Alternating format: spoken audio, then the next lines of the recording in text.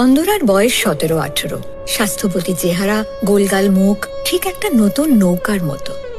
পৃথিবীর সব বিষয়ে তার একটা কৌতুক এবং কৌতূহল আছে।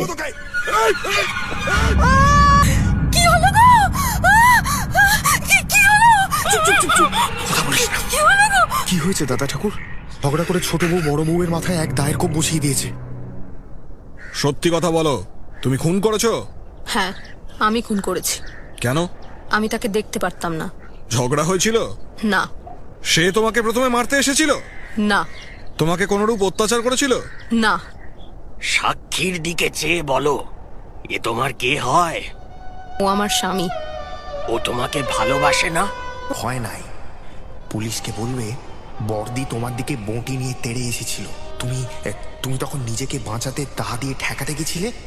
তখন ধস্তাধস্তিতে দা ছিটকে গিয়ে বর্দির মাথায় লেগেছে। পুলিশ যত যাই বলুক, তুমি কিন্তু এর বাইরে কিচ্ছু বলবে না, ঠিক আছে? দারুণ ভালোবাসি। তুমি ওকে ভালোবাসো না? খুব ভালোবাসি। তুমি যে অপরাধ স্বীকার করছো, তার শাস্তি কি জানো? ফাঁসি। তোমায় পড়ি সাহেব, তাই দাও আমায়। ফাঁসির সাজা হলো চন্দরার। ভীষণ সত্যের হাত থেকে কি করে রক্ষা পাওয়া যায়, অথচ মিথ্যে যে তার চেয়েও ভীষণ হতে পারে তা তার মাথায় ছিল না।